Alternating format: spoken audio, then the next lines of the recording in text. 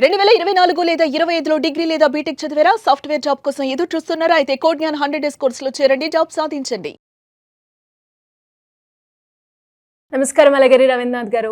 నమస్తే అండి సిరి గారు. సార్, ప్రాపర్టీ రిలేటెడ్ గా ఎవరైనా కూడా వీలునామా రాసుకున్న తర్వాత కొన్ని సందర్భాల్లో మళ్ళీ వీలునామా తీసుకోవాలి అని అనుకుంటూ ఉంటారు. సో అలాంటి సందర్భంలో వీలునామా తిరిగి మళ్ళీ రద్దు చేసుకునే ఆప్షన్ ఉంటుందా? లీగల్ పరంగా వెళ్ళాలి అంటే ఎలా ఉంటుంది సార్? వీలునామా రాయడం ఉన్నది తప్పనిసరిగా వీలునామా రాసుకోవడం వల్ల కుటుంబ సభ్యుల మధ్య ఎటువంటి వివాదాలు లేకుండా ఉండే అవకాశం కూడా ఉంటుంది. అయితే వీలునామాని ఎలా రాయాలి, ఎటువంటి పరిస్థితుల్లో రాయాలి అని చెప్పిన తర్వాత ఇది ఏ రకంగా క్యాన్సిల్ చేసుకోవచ్చు? ముందుగా తమకు ఉన్నటువంటి స్థిర చరాస్తులకు సంబంధించినటువంటి డీటెయిల్స్ అన్నీ కూడా కంప్లీట్గా ఆ యొక్క వీలునామాలో రాసుకోవాలి.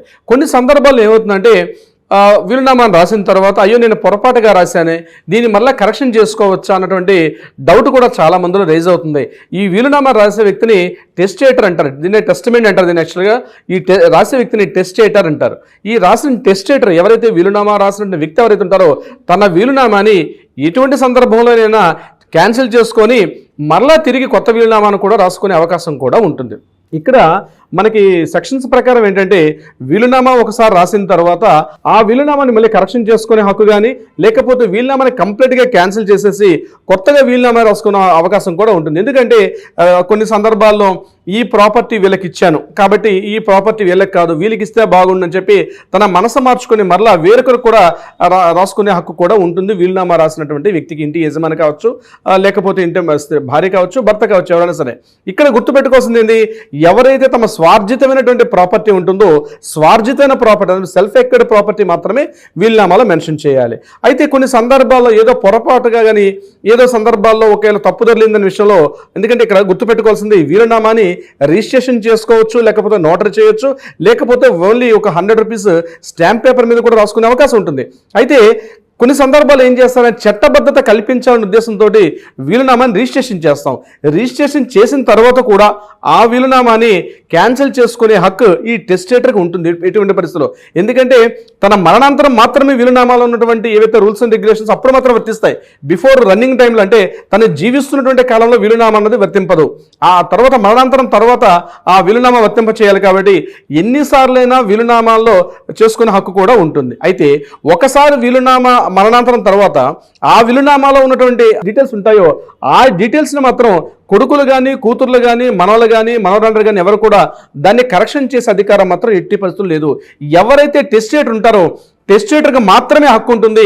కింద ఉన్నటువంటి కుటుంబ సభ్యులు ఎవరికి కూడా దాని మీద హక్కు లేదు. ఒకవేళ దాని మీద ఛాలెంజ్ చేసే హక్కు ఉంటుంది వీలునామా పైన. ఏ రకంగా ఛాలెంజ్ చేసేది, మా నాన్నగారు లేకపోతే మా అమ్మగారు ఆమె రాసినటువంటి సందర్భం ఏదైతే ఉందో ఆ సందర్భం అతని మానసిక స్థాయి బాలేదనో, లేకపోతే ఇతరత్ర శారీరక రుగ్మతలతో ఆయన బాధపడుతున్నారో అటువంటి సందర్భంలో వీలునామా రాశారని చెప్పి కుటుంబ సభ్యులు దానికి సంబంధించినట్టు ఒక ఎవిడెన్స్ ప్రూఫ్ని చూపించగలిగితే కోర్టు ద్వారా ఆ వీలునామాని ఛాలెంజ్ చేసే అవకాశం కానీ రద్దుపరిచే అవకాశం కూడా కొన్ని సందర్భాలు జరుగుతూ ఉంటుంది. కానీ ఆ వీలునామాని కరెక్షన్ చేసే అధికారం మాత్రం పిల్లలకి మాత్రం ఎట్టి పరిస్థితుల్లో లేదు. వీలునామా రాస్తున్నటువంటి వ్యక్తి ఎవరైతే టెస్టేటర్ ఉంటారో తాను రాసినటువంటి విషయాల మీద పూర్తి అవగాహనతోటి, పూర్తి మానసిక స్పృహతోటి, మెంటల్ కండిషన్ తోటి దీన్ని పూర్తిగా రాయాల్సినటువంటి అవసరం అయితే ఉంటుంది. ఇది గుర్తుపెట్టుకోవాలి. ఇక్కడ సాక్షి సంతకాలు కూడా చాలా ఇంపార్టెంట్. కొన్నిసార్లు వీలునామా రాసిన తర్వాత కిందన ఉన్నటువంటి సాక్షులు కానీ సరైన సాక్షులు లేకపోతే కూడా ఆ వీలునామా ఎట్టి పరిస్థితుల్లో కూడా చెల్లదు. అంటే వీలునామాలో ఆ సాక్షి సంతకాలు పెట్టేటప్పుడు సాక్షులు కూడా పూర్తిగా మానసిక స్పృహతో ఉండాలి. అదేవిధంగా ఎవరైతే వీలునామా రాస్తున్నారో ఆ వీలునామాకు సంబంధించిన వ్యక్తి పరిచయస్తుడిగా ఉండాలి. కుటుంబ సభ్యులు కాకుండా, ఎవరైతే కుటుంబ సభ్యులు మాత్రం కాకుండా ఇతరత్రా మాత్రమే ఈ వీలునామా సాక్షులుగా ఉండాలి. అది కూడా సిగ్నేచర్స్ పెట్టేటప్పుడు ఇనీషియల్ సంతకాలు పెడతారు. ఫర్ ఎగ్జాంపుల్ నా పేరు రవీంద్రనాథ్ ఉందనుకోండి, ఆ రవీంద్రనాథ్ ఒక ఇనీషియల్ రాసేసి నేను సాక్షి సంతకాలంటే ఆ వీలునామా 80% కూడా చెల్లదు. ఎవరైతే సాక్షి సంతకాలు పెడతారో ఇనీషియల్ సంతకం పెట్టినప్పుడు కూడా కిందన బోల్డ్ లెటర్స్ తోటి కంప్లీట్ గా డీటెయిల్ గా ప్రతి letter to letter A Ravindranath అంటే రవీంద్రనాథ్ విత్ స్పెల్లింగ్ తో రాయాలి, ఏ రోజు రాస్తున్న డేట్ రాయాలి, కింద ప్లేస్ కోడ్ రాయాలి. అప్పుడు మాత్రమే సాక్షి సంతకాలు నమోదవుతాయి. అయితే రీసెంట్గా ఆధార్ కార్డులు కూడా వచ్చాయి కాబట్టి అవకాశం ఉంటే ఆధార్ కార్డు నెంబర్ను కూడా మెన్షన్ చేసుకుంటే చాలా వరకు ఆ యొక్క డాక్యుమెంట్కి లీగాలిటీ ఉండే అవకాశం కూడా ఉంటుంది. తర్వాత కొన్ని సందర్భాల్లో ఈ యొక్క రాసుకున్న వీలునామాని ఛాలెంజ్ చేసి దాన్ని రివోకేట్ చేసుకునే సందర్భాలు ఉంటుంది. అంటే తను రాసుకున్న వీలునామా రాసుకున్నాను, కానీ వీలునామా కొన్ని సందర్భాల్లో కరెక్ట్గా లేదు, నేను మళ్ళీ దీన్ని క్యాన్సిల్ చేయాలనుకుంటున్నానంటే అప్పుడు గుర్తుపెట్టుకోండి, ఆ వీలునామా ముందు రాసినటువంటి వీలునామా పలానా సందర్భాలు రాశాను అంటే రిజిస్ట్రేషన్ చేసి ఉంటారు కాబట్టి ఆ రిజిస్ట్రేషన్ చేసిన డాక్యుమెంట్ డేట్ కూడా ఈ కొత్త వీలునామాలో మాత్రం మెన్షన్ చేయాలి. నేను పలానా రోజు ఒక డాక్యుమెంట్ రాశాను, ఆ వీలునామా పలానా రోజు నాడు రిజిస్ట్రేషన్ కూడా చేశాను, రిజిస్ట్రేషన్ దస్తావేజు సంఖ్య, దస్తావేజు పడిన డేటు, ఏఎస్ఆర్ ఆఫీసులో చేసే డీటెయిల్స్ మెన్షన్ చేస్తూ ఆ వీలునామా రద్దుపరుస్తూ అంటే రివోకేషన్ చేస్తూ నేను న్యూ డాక్యుమెంట్ రాస్తున్నాను అని చెప్తూ ఈ కొత్త డాక్యుమెంట్ రాసేటప్పుడు క్లియర్ ఇన్ఫర్మేషన్ కూడా ఈ డాక్యుమెంట్లో మెన్షన్ చేయాల్సిన అవసరం కూడా ఉంటుంది. ఇంతేకాకుండా అంటే కోర్టు పరంగా నేను చెప్తున్నాను, కొన్ని సందర్భాల్లో కోర్టులో మరణాంతరం వచ్చేటప్పుడు ఎలాంటి ఇష్యూస్ వస్తాయంటే పాత డాక్యుమెంట్ మా నాన్నగారు రాసిందే కరెక్ట్, రెండో డాక్యుమెంట్ కరెక్ట్ కాదని చెప్పి ఛాలెంజ్ చేసే అవకాశం కుటుంబ సభ్యుల మధ్యలో ఉంటుంది. కాబట్టి ఈ రివోకేట్ చేసినటువంటి డాక్యుమెంట్ కూడా ఇక్కడ మెన్షన్ చేయాల్సిన ఇది కూడా ఉంటుంది. మరొక విషయం, కేవలం స్థిరాస్తులకు మాత్రమే కాకుండా చరాస్తులు అంటే బంగారం కావచ్చు, లేకపోతే ఇతరత్ర డీటెయిల్స్ అన్ని కూడా అందులో మెన్షన్ చేయాల్సి వస్తుంది. ఫర్ ఎగ్జాంపుల్, ఎవరైతే టెస్టేటర్ డాక్యుమెంట్ రాస్తున్న వ్యక్తికి సుమారుగా 30 గ్రాముల బంగారం ఉందనుకుంది, ఎగ్జాంపుల్ నేను చెప్తున్నాను. ఈ 30 గ్రాముల బంగారాన్ని పెద్ద అమ్మాయికి ఒక 10 గ్రాములు, చిన్న అమ్మాయికి ఒక 10 గ్రాములు, అబ్బాయికి ఒక 10 గ్రాములు డివైడ్ ఇస్తున్నాను అనుకోండి. అక్కడ ఇచ్చేటప్పుడు క్లియర్గా ఏ ఆర్నమెంట్ ఇస్తున్నారు అంటే నెక్లెస్ ఇస్తున్నారా, వడ్డానం ఇస్తున్నారా, బ్యాంగిల్స్ ఇస్తున్నారా, చేతి రింగ్స్ ఇస్తున్నారా, ఆ క్లియర్గా ఆ యొక్క అది కూడా మెన్షన్ చేయాల్సి వస్తుంది.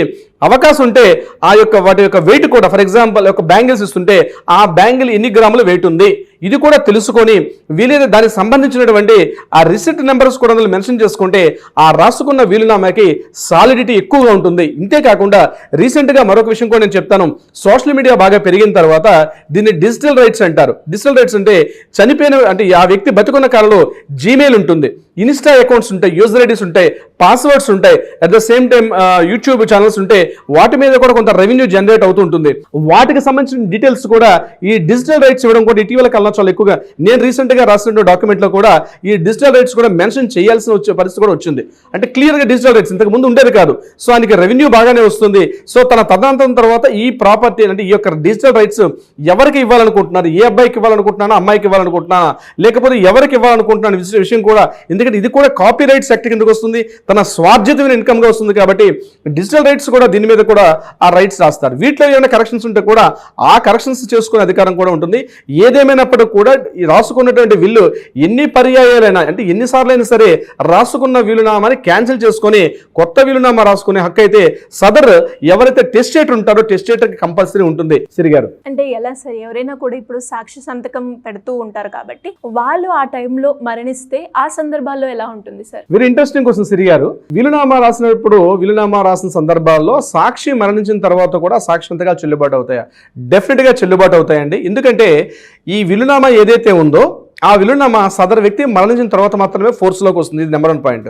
ఆ సందర్భాల్లో వీలునామానే చెల్లుబాటు అవుతుంది కాబట్టి అందులో రాసినటువంటి సాక్షి కూడా అంటే అందుకే నేను ఇందాక మీకు క్లియర్గా చెప్పాను, సిగ్నేచర్స్ పెట్టినప్పుడు ఇనిషియల్తో పాటు బోర్డు లెటర్స్తో పెట్టడంతో పాటు వీలైతే ఎవరైతే సాక్షి సంతకాలు పెడుతున్నారో అదర్ దాన్ కుటుంబ సభ్యులైతే అందులో తప్పనిసరిగా ఆధార్ కార్డు మెన్షన్ చేస్తాం. కాబట్టి ఒకవేళ సాక్షి మరణించిన తర్వాత కూడా ఆ సాక్షికి సంబంధించినది కూడా వ్యాలిడిటీ ఉంటుంది. ఒకవేళ సాక్షి ఇట్లా పెట్టలేదని చెప్పి ఏదైనా ఛాలెంజ్ చేస్తే దానికి సంబంధించిన ప్రూఫ్స్ కూడా ఎవరైతే ఛాలెంజ్ చేశారో వాళ్ళు మాత్రమే దీన్ని సబ్మిట్ చేయాల్సిన అవసరం కూడా ఉంటుంది. దీనికి సంబంధించి సిరి గారు ఎలా సార్ మరి దీనికి సంబంధించి ఎవరైనా కూడా వీలునామా రాసుకోవాలి అనుకున్నా కూడా వీలునామాని తిరిగి రద్దు చేసుకోవాలి, అది నేను వేరే వాళ్ళకి ఇవ్వాలి అన్న సందర్భంలో లీగల్ పరంగా వెళ్ళాలి, మాకు ఒక అడ్వకేట్ కావాలి, మీ గైడెన్స్ కావాలి అనుకునేటప్పుడు ఎలా అప్రోచ్ అవ్వాలి సార్ మిమ్మల్ని? తప్పనిసరిగా సిరి గారు ఈ యొక్క వీలునామా లేదా విలిడిటీ ఏదైతే రాయాలనుకుంటున్నారో ఆ యొక్క వ్యక్తులు ఎవరైతే ఉన్నారో తప్పనిసరిగా అడ్వకేట్ ని సంప్రదించాల్సిన అవసరం అయితే ఉంటుంది. ఎందుకంటే వీలునామా రాయడం అన్నది మీ ప్రాపర్టీ అసెట్స్ ఏవైతే ఉంటాయో దానికి సంబంధించి క్లియర్ డేటా రాయాలి కాబట్టి ఒక క్లియర్ ఫార్మెట్ లో మెన్షన్ చేయాలి. కాబట్టి డెఫినెట్ గా ఒక సీనియర్ అడ్వకేట్ ఆయన పర్యవేక్షణలో ఆయన యొక్క గైడెన్స్ ప్రకారం మీరు రాసుకుంటే దానికి వ్యాలిడిటీ ఉంటుంది. ఫ్యూచర్ లో ఆ యొక్క వీలునామాను కూడా ఛాలెంజ్ చేసే అవకాశం కూడా చాలా తక్కువ ఉంటుంది. తక్కువనే కాదు, 99.9% కూడా ఛాలెంజ్ చేయలేరు. ఎందుకంటే కూర్చుని క్లియర్గా రాస్తారు. ఆ యొక్క ఎవరైతే టెస్ట్ రేట్ అని పిలుస్తాం కాబట్టి నేను రాసేటప్పుడు క్లియర్ డీటెయిల్స్ నేను తీసుకుంటాను. వీలునామా రాసేటప్పుడు నాకు చాలా మంది వచ్చే క్లయింట్స్ మాట్లాడేది, సార్ ఈ అవసరమా సార్, నేను రివీల్ చేయలేను అంటాను. నేనైతే అంటాను క్లియర్గా, ఆ యొక్క డీటెయిల్స్ రివీల్ చేయడం వల్ల మీకు ఫ్యూచర్లో ఇబ్బందులు లేకుండా ఉంటుందని చెప్పి వీలునామా రాసేటప్పుడు తప్పనిసరిగా ఒక సీనియర్ అడ్వకేట్ యొక్క ఆధ్వర్యంలో ఆయన పర్యవేక్షణ రాసుకోవడం వల్ల ఎటువంటి ఇబ్బంది ఉండే అవకాశం కూడా ఉండదు సిరి గారు. సార్ మరి ఎవరైనా కూడా వీలునామాకి సంబంధించి ఎలాంటి వివరాలు తెలుసుకోవాలి అన్నా కూడా సింపుల్ గా కింద స్క్రోల్ అవుతున్న నెంబర్ని సంప్రదిస్తే సరిపోతుందంటారా? తప్పనిసరిగా సిరి గారు. థ్యాంక్ యూ అండి, thank you so much. Thank you so much అండి. సో చూసారు కదా, మరి మీరు కూడా ఎవరైనా కూడా ప్రాపర్టీ రిలేటెడ్ గా వీలునామా రాసుకోవాలి అనుకునే వాళ్ళు కావచ్చు, లేదు దాన్ని రద్దు చేసుకోవాలి అనుకునేటప్పుడు రవీంద్రనాథ్ గారి అపాయింట్మెంట్ మీకు కనుక కావాలి అంటే దానికి సంబంధించిన వివరాల కోసం సింపుల్ గా కింద స్క్రోల్ అవుతున్న నెంబర్ని సంప్రదించండి. Thank you. సుమన్ టీవీలో మీ పర్సనల్ అండ్ బిజినెస్ ప్రమోషన్స్ కోసం కింది నెంబర్కి కాంటాక్ట్ చేయండి.